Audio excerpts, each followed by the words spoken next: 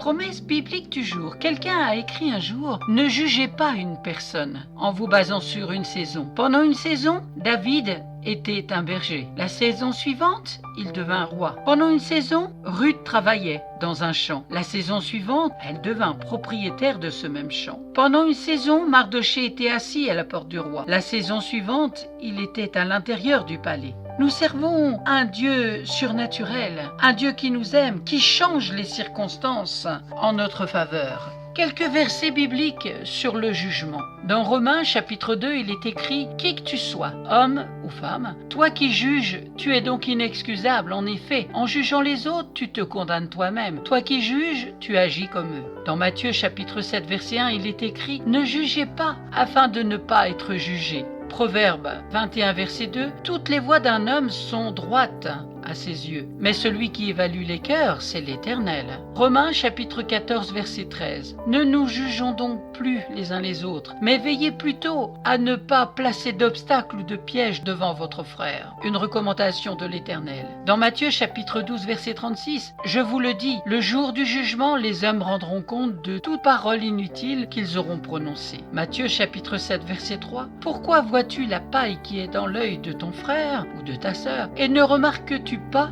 la poutre qui est dans ton œil ?» Une question que nous pose l'Éternel.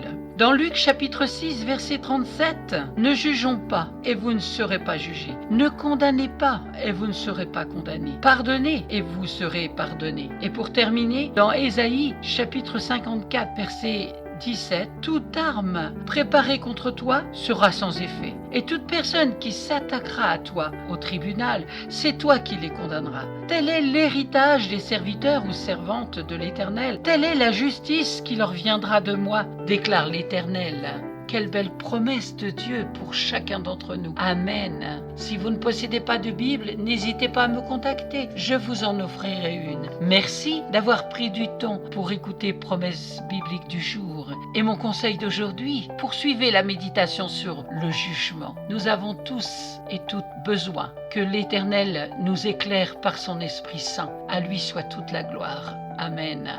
À très bientôt.